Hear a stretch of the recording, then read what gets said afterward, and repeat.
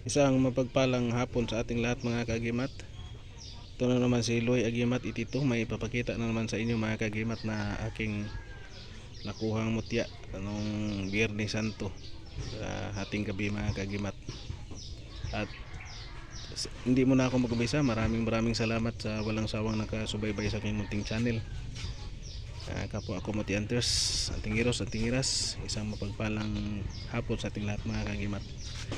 Ang ipapakita ko ngayon mga kagimat, ito ay akala ko nung una na hindi na talaga ako makakuha nito kasi dati nabigyan na ako mga kagimat ng mutya na batong galing sa puso ng saging. Puro sa hindi natin maiwasan na dito sa larangan ng pagbablog, pag ano natin, may magkagusto na isang kaibigan natin sa mutya, kaya masakit man sa kalooban, pero ito yun ay nabigay ko sa kanya, pero yun ay kulay may pagka violet or maroon siya mga kagimat, may halog kulay yun. Pero ito sa malaraw ko nakakuha mga kagimat, ito ay mutya ng puso ng saging na galing sa puso talaga mga kagimat. Ito ay nakuha ko sa Biyernes Santo hating gabi mga kagimat. Ito ay lumabas sa malaking puso ng saging na tindok mga kagimat. Sabi ng matanda, sa hating gabi daw maglatag ka ng pulang tila doon sa ilalim ng puso ng saging tindok. Kung may ibigay, mahulog daw doon. Kasi sabi nila hindi naman totoo yung sabi nila saluin mo sa bunganga, hindi. Maglatag lang daw ng pulang tila, tapos kung may mahulog na bato, yun na talaga. At nakachamba tayo mga kagimat, nakakuha tayo. Yan, galing ito sa puso ng saging na tindok.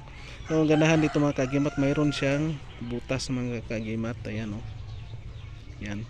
Lagpasan yan mga kagimat, pero yung butas niya maliit lang masyado, yung ano. Yan, parang karayom lang yung ano niya mga kagimat. Yan o. Nagtaka ako bakit may ganito. Pero yan mga kagimat, may ano talaga siya. Puso talaga yung saging, ano. Yung saging na tindok, yung mahaba na 12 inches o sobra pa yung haba niya mga kagimat, yun. Ito yung sa loob ng puso mga kagimat, nahulog siya mga kagimat. Yan. Kala ko nung una hindi na talaga ako makakuha kasi kala ko wala nang hindi na talaga tayo pagbibigyan ng ating kaibigan gabay, kasi yung una kong puso ng saging, nag-iisa lang talaga yun, ay nabigay ko pa sa isang kaibigan natin. Pero ito yung mga kagimat, ito ay for viewing na lang, yung pinapakita ko lang sa inyo mga kagimat, yung hiyas ng puso ng saging na saging tindok mga kagimat. Ito ay hiyas kasi ano na ito mga kagimat, fossilize. Pag itapat ito sa ilaw, lalo na sa cellphone mga kagimat, ito ay lumalabas na tagos talaga, tagos na talaga yung ano niya mga kagimat, kasi yan ano na, fossilize na siya mga kagimat. Yan. At kagandahan dito mga kagimat, lagpasan pa. Ito ang mutya ng puso ng saging mga kagimat, na batong nahulog galing sa puso ng saging mga kagimat. At mayroon pa tayong mga susunod na ipapakita sa inyo mga kagimat. Kasi Easter Sunday nakakuha din tayo ng mutya ng lansunis mga kagimat. At abangan nyo mga kagimat yung kasunod na video dito mga kagimat. Yan, nakachamba na naman tayo mga kagimat, na nakakuha naman ako ng mutya ng puso ng saging mga kagimat, na saging na tindok.